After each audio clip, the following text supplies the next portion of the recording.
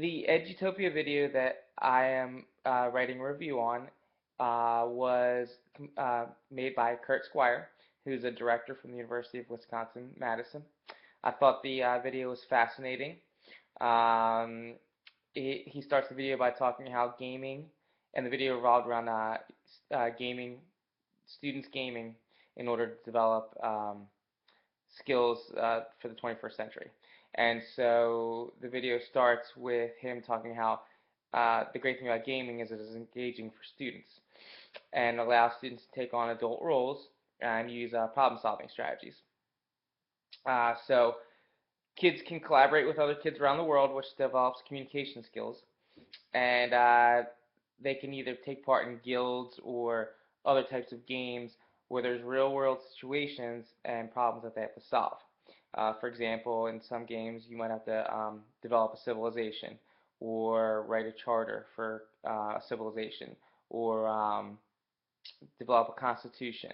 Um, and when they're doing that, they're developing their social skills, but they're also developing their critical thinking skills because they're faced with a problem that they will have to address later in life as they become adults.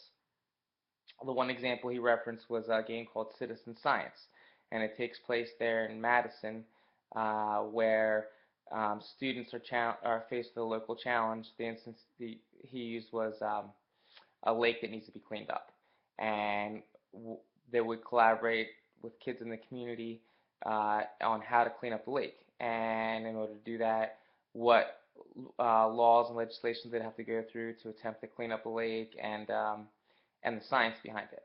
So it's tapping into not only their social skills, but only from science and a legal standpoint, how they would solve a problem. I love this video. He goes on to state um, that this will prepare students to utilize tools when they game. The gaming will allow them to utilize tools that they'll later in life, such as Twitter and other social media, in a more responsible way because they have this knowledge already of gaming and collaborating at an early age. It meets several ISTE goals. Uh, First and foremost, communicating and collaborating, and then they're communicating and collaborating to solve a goal or a problem, which is enhancing their critical thinking skills, decision making, and their problem solving. They have to do research to solve problems, so that's addressing the research information strand. And finally, the digital citizenship. They're learning how to be responsible when using and engaging in online tools to solve problems.